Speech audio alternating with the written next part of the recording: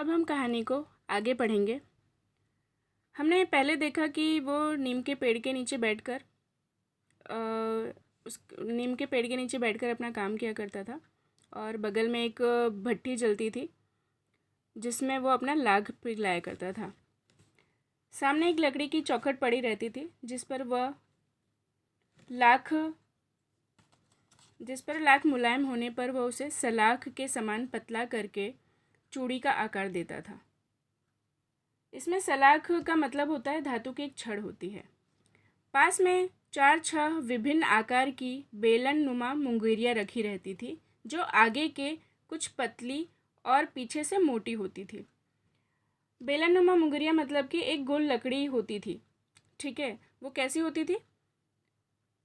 आगे से कुछ पतली सी होती थी और पीछे से अगर उसको देखें तो थोड़ी सी मोटी होती थी। लाख की चूड़ी का आकार देकर वह उन्हें मुंगेरियों पर चढ़ाकर गोल और चिकना बनाता और तब एक एक करके पूरे हाथ की चूड़ियाँ बना चुकने के पश्चात वह उस पर रंग करता था। पश्चात मतलब बाद में। तो यानी जब लाख की चूड़ियाँ वो पिघलाया करता था और उसको जो था एक धातु की छड़ के समान पतला करके चूड़ी का आकार देता था और जो उसके पास बेलन नुमा मुंगेरियाँ रखी होती थी वो आगे से थोड़ी पतली होती थी और पीछे से अगर उसको देखे तो मोटी होती थी। तो वो उसमें लाख की चूड़ियों का आकार देकर वह उन्हें क्या करता था, जो उनके पास बेलन नुमा मुंगेरियाँ होती थी उस पर चढ़ाकर गोल और चिकना बना देता था। और तब जब उस एक एक करके जब वो पूरे हाथ की चूड़ियाँ बना देता था उसके बाद वह क्या करता था, उस पर रंग करता था। बदलू यह कार्य सदा ही एक मचिए पर बैठकर किया करता था जो कि बहुत ही पुरानी थी। मचिया जो होता है वो चौकोर टाइप का एक खाट हमने सुना होगा, बड़ी सी खाट। तो ये एक छोटी खाट होती है जो कि बहुत ही पुरानी थी। बगल में ही उसका हुक्का रखा रहता जिस पे वह बीच बीच में पीता रहता था। तो बदलू अपना ये काम कहाँ बैठकर किया करता था, उसके पास एक छोटी सी खाट थी, उस पर बैठकर वो उस पर काम किया करता था और जहाँ वो काम करता था बगल में वो अपना हुक्का भी रखता था और बीच बीच में काम करते करते वो उसे पीता भी रहता था। गांव में मेरा दोपहर का समय अधिकतर बदलू के पास बीतता। वह मुझे लला कहा करता और मेरे पहुंचते ही मेरे लिए तुरंत ही एक मछिया मंगा देता था। इसमें लेखक जो थे वो दोपहर के टाइम हमेशा बदलू के पास ही जाते थे और उनका टाइम वहीं पे बीतता था। और लेखक बदलू जो था लेखक को लला कह के पुकारा करते थे, ठीक है। और जैसे ही लेखक वहाँ पहुँचते थे तो तुरंत ही जो बदलू था उनके लिए भी एक छोटी खाट मंगवा देता था उनके बैठने के लिए। मैं घंटों बैठे बैठे उसे इस प्रकार चूड़ियाँ बनाते देखता रहता।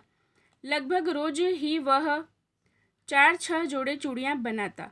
पूरा जोड़ा बना लेने पर वह उसे बेलन पर चढ़ाकर कुछ क्षण चुपचाप देखता रहता, मानो वह बेलन ना होकर किसी नववधू की कलाई हो।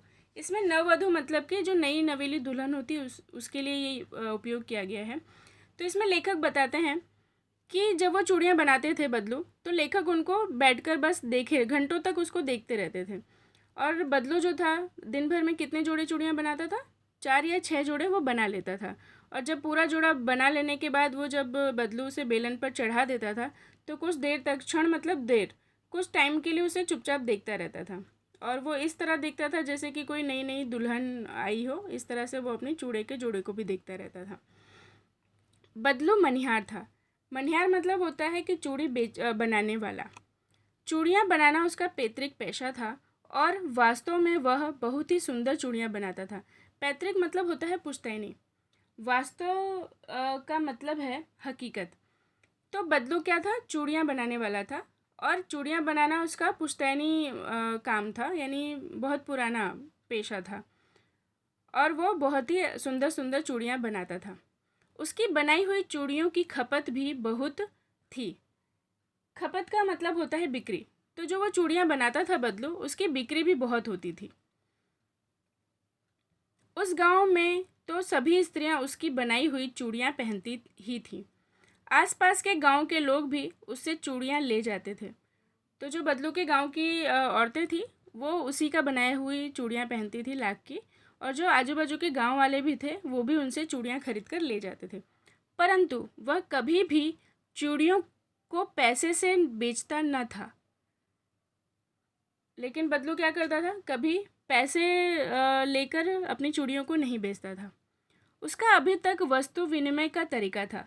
वस्तु विनिमय का होता है, वस्तु विनिमय का मतलब होता है कि एक वस्तु देकर हम दूसरी वस्तु लेते हैं, और लोग अनाज के बदले उसे चूड़ियाँ ले जाते थे। तो बदलू क्या करता था, पैसों से अपनी चूड़ियाँ नहीं बेचता था। वो क्या होता था कि गांव वाले आते थे, अनाज देते थे और उसके बदले में चूड़ियाँ ले जाते थे।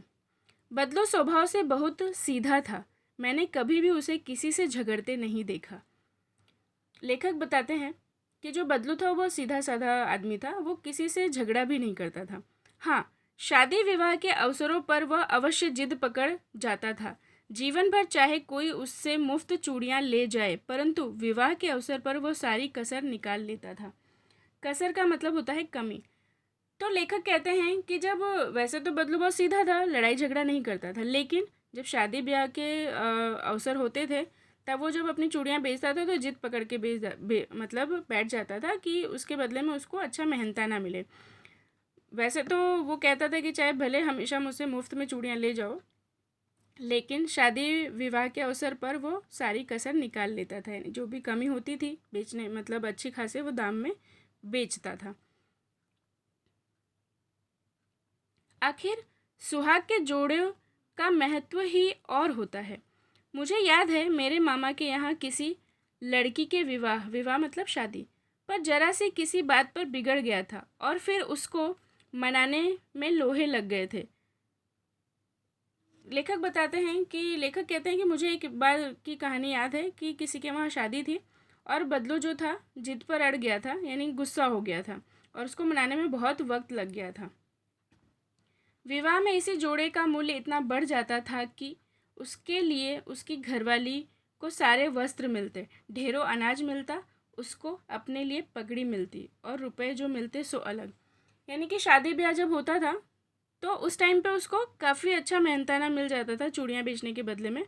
यानी कि उसकी जो बीवी थी उसके लिए बहुत सारे कपड़े भी मिल जाते थे और अनाज भी मिल जाता था और उसके लिए उसको अपने लिए एक पगड़ी भी मिल जाती थी, और जो पैसे मिलते थे वो तो अलग ही बात है, यानी उसको अपने चूड़ी देने के बदले में ये सारी चीज़ें मिल जाती थी शादी विवाह के अवसर पर।